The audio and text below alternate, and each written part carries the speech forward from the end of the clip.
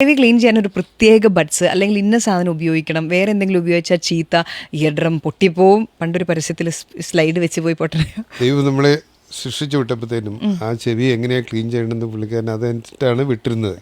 അപ്പോൾ ആ ചെവി തന്നെത്താനെ ക്ലീൻ ആകുന്ന ഒരു അവയവമാണ്. അതിൻ്റെ അകത്ത് നമുക്ക് സോപ്പിട്ട് കഴിയാനോ ഒന്നും പറ്റാത്തതുകൊണ്ട് അത് ക്ലീൻ ചെയ്യാനായിട്ടുള്ള ഒരു മെക്കാനിസം തന്നെയുണ്ട്. അത് മൈഗ്രേഷൻ എന്ന് പറയും.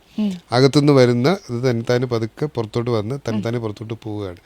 അത് എല്ലാ സമയത്തും നടന്നുകൊണ്ടിരിക്കുന്നതാണ്. സാധാരണ ഒരു ജോൺസൺ ബഡ്സ് ഒക്കെ എടുത്ത് അതിൻ്റെ അകത്ത് നോക്കുകയാണെങ്കിൽ അതിൻ്റെ അകത്ത് വളരെ ചെറിയ ഇതിനകത്ത് എഴുതി not to be used inside the ear. പലപ്പോഴും ഉണ്ടാകുന്ന ഈ ബഡ്സ് വെച്ചിട്ട് നമ്മൾ തള്ളി അകത്തോട്ട് ഇടുകയാണ്. ഞാൻ പേഷ്യൻസിനോട് പറയുന്ന ഒരു കാര്യമുണ്ട്, ഞങ്ങൾ ENT ഡോക്ടർമാരെ കാണണം എന്ന് തോന്നുമ്പം നിങ്ങൾ ബഡ്സ് എടുത്ത് ചെവിയിൽ ഇടുക എന്ന് ഞങ്ങൾ പറയും.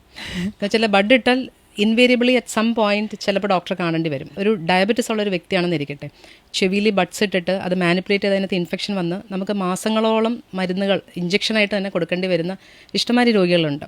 എൻ്റെ ഒരു പേഷ്യൻ്റ് റിപ്പീറ്റഡ് ആയിട്ട് ഇൻഫെക്ഷൻസ് വരുന്ന കാരണം അത് എന്താ സംഭവിക്കുന്നതെന്ന് നമുക്കൊരു ഐഡിയ കിട്ടുന്നില്ല. അപ്പം പിന്നെയും മരുന്നുകൾ കൊടുക്കുന്ന കുറേ ഇമ്മ്യൂണോ സപ്രഷൻ ഉള്ളൊരു വ്യക്തിയും കൂടെയാണ്. റീനൽ പ്രോബ്ലംസും അത് ഇതൊക്കെയാണ്.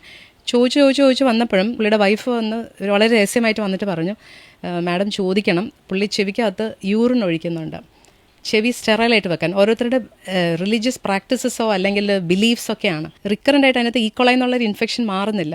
നമ്മൾ വിചാരിക്കുന്നതിലും കൂടുതൽ ആൾക്കാർ ആ ചെവിനെ മാനിപ്പുലേറ്റ് ചെയ്യുന്നുണ്ട്.